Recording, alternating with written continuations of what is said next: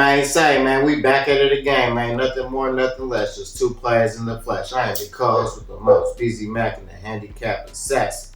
And this is Coolin on the couch. You already know my other brother. Hey, what's poppin' with it, bro? It's your boy BIGHEADED. Thank y'all for rocking with us on another one. If y'all new to the channel, don't forget to like and subscribe and hit that notification bell, man. Because it lets you know when we drop. Hey, thank y'all for rocking with us. God bless everybody out there. Thank you to our sponsors, G Exotics. Thank you to the Smokers Club. Smokers Club, they hooked us up with these new King Palms, man. I'm about to try it out. Yes, sir. We doing a little new King Palm thing. So thank you to y'all, man. Thank you to everybody rocking with us. Now, actually, on today's show, I actually want to bring up that man, Ryan Garcia, man. So that man, Ryan Garcia, basically he was in a press conference in his new fight with Oscar Duarte. I believe that's how you say his name. And basically he was going off on Oscar De La Hoya saying like, y'all don't believe in me and y'all think I'm going to lose the fight. And I want to ask you a question. Like, do you feel like they stopped believing in that man once he lost to Gervonta Davis? No, and that's how it always is. Once you lose a big bout like that after a big run, people start doubting you, and then the naysayers start coming out, the haters, the hecklers,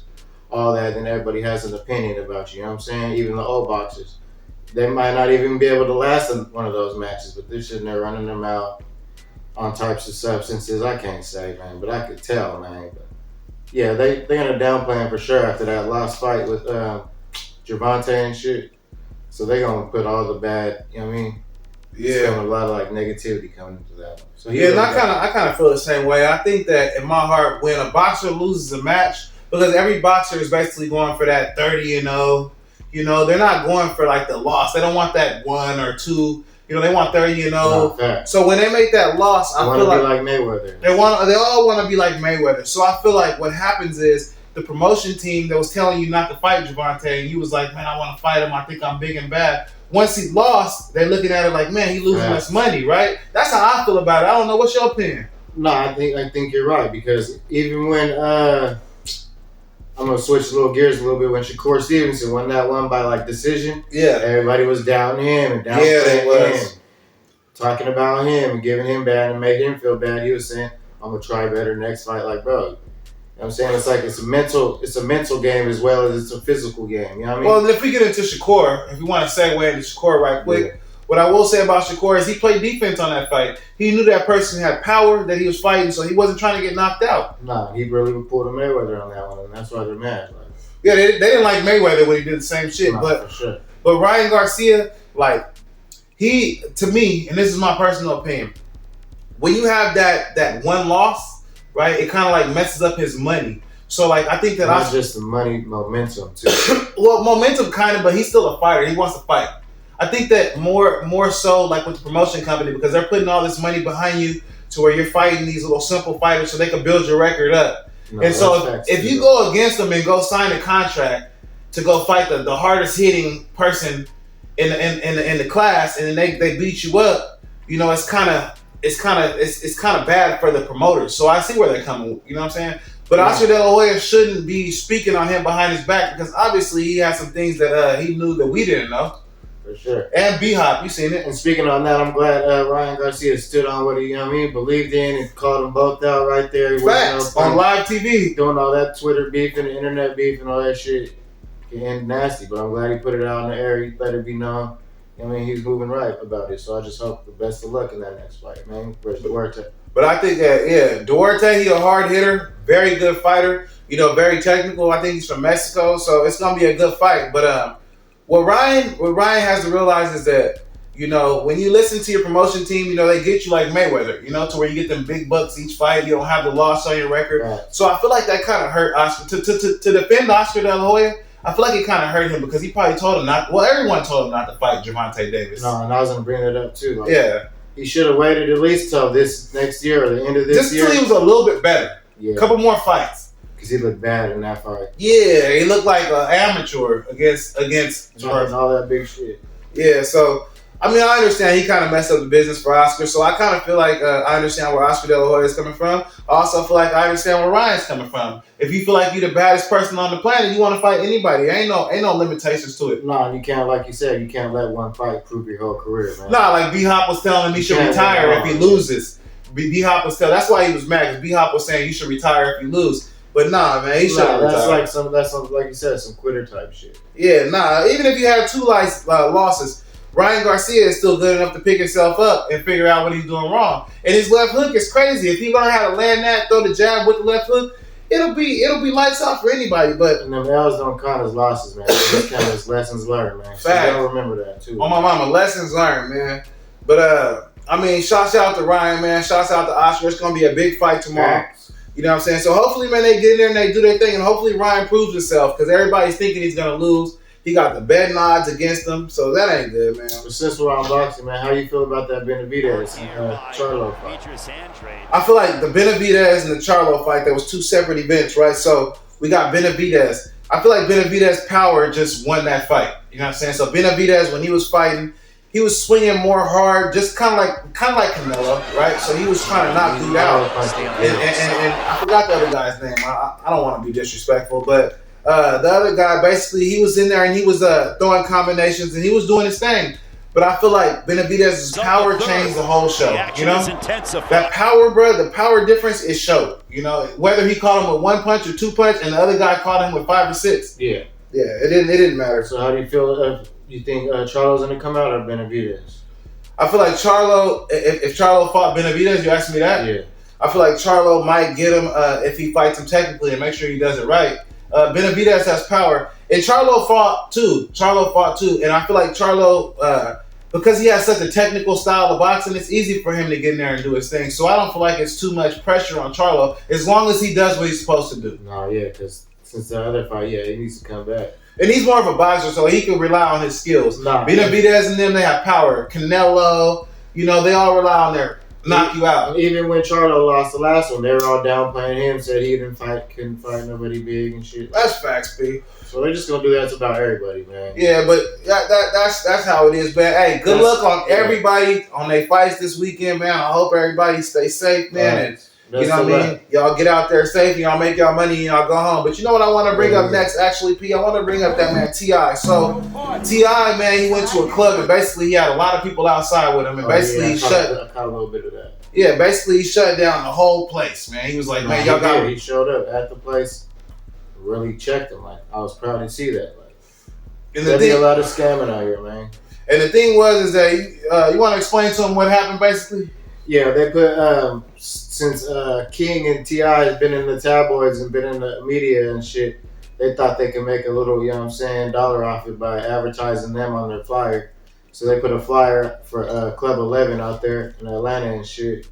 Yeah. And T.I. pulled up to Club 11 and checked them. Like, next time you put me on the flyer, make sure me and my people know about it.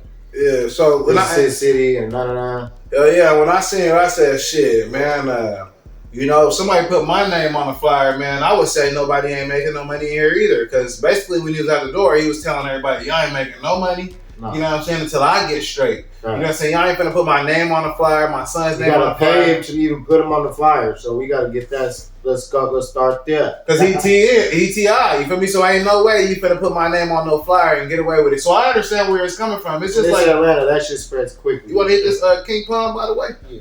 Hit this move rock. Yeah, let me hit this move rock from Jeezy, man. But like I was saying, man, it's like ain't no way a person finna put you on no flyer and feel like it's all cool to do that. It's not okay. It's like if they said, man, no, that's that.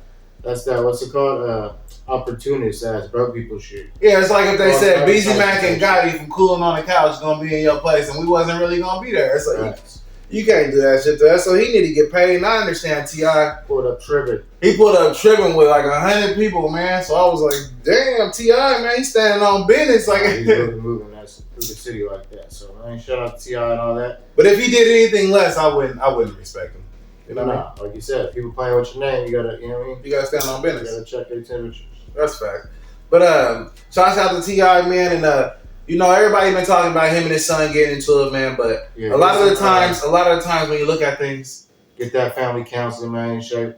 You know what I mean? Hash that shit out, man. Yeah, you know, they gonna be back together, they family. And then like a lot of the times, like I said, things are kind of like, you know, entertainment, and they ain't behind closed doors. They live in that shit behind cameras. You know what I mean? It's just trying to like Now I think about them trying to stay relevant, like in the tabloids. They gotta stay relevant. If they don't, then they gonna be You know what else? I don't even know why they stopped their family show. I used to like their family show. Remember? Oh, my mama. That shit used to be hustling with the family or whatever. I like the show, and it showed us when they was growing up, and it showed us the T.I.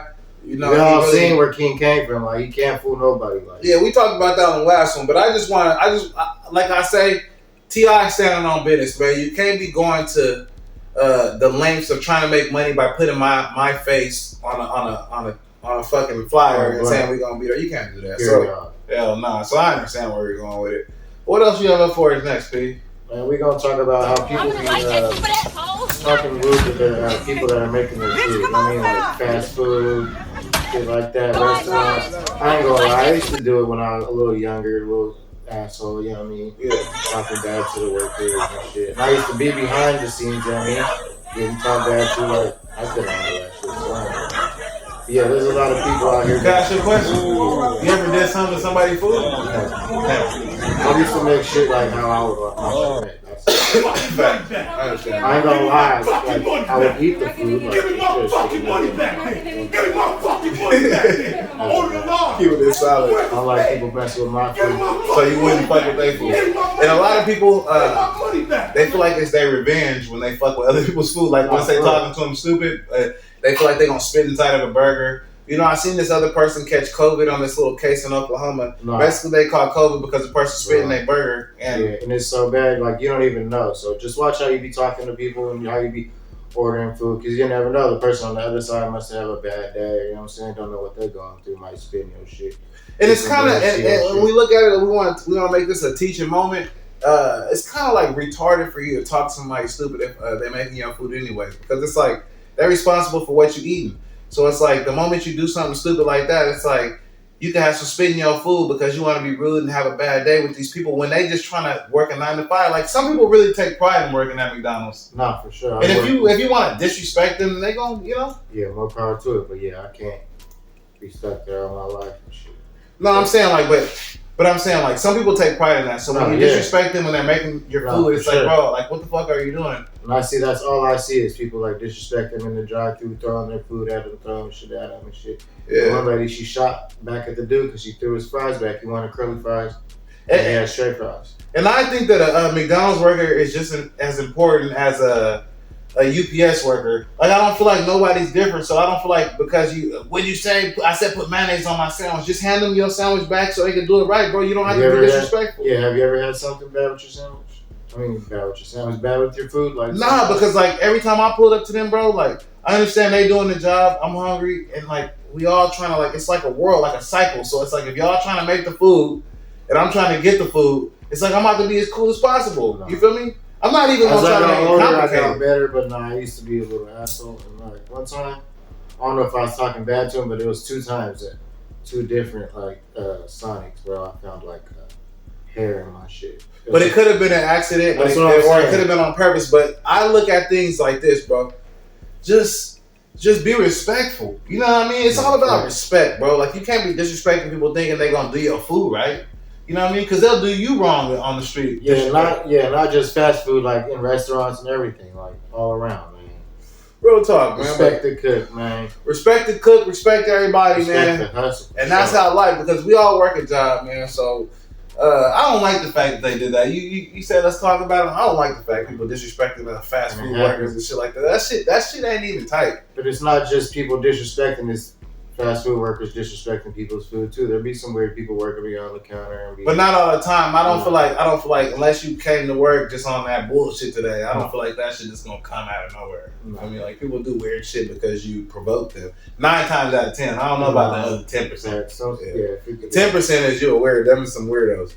But that's it for today's session, man. Thank y'all for rocking with us on another one, man. It's your boy Big Gotti, man. It's your boy Busy Mac and the handicap assassin, man. Yes, sir. Shout out to our sponsors, like we always say, G Exotic, the Smokers Club. Man. This shit smoking right, burning right, still burning. Oh yeah, King Palm sent the Smokers Club something. We trying to work out that. So thanks to everybody rocking with us. And until the next one, y'all stay safe out there. God bless everybody. And thank y'all for giving us another view, man. And y'all stay safe, like I said, man. Y'all be good.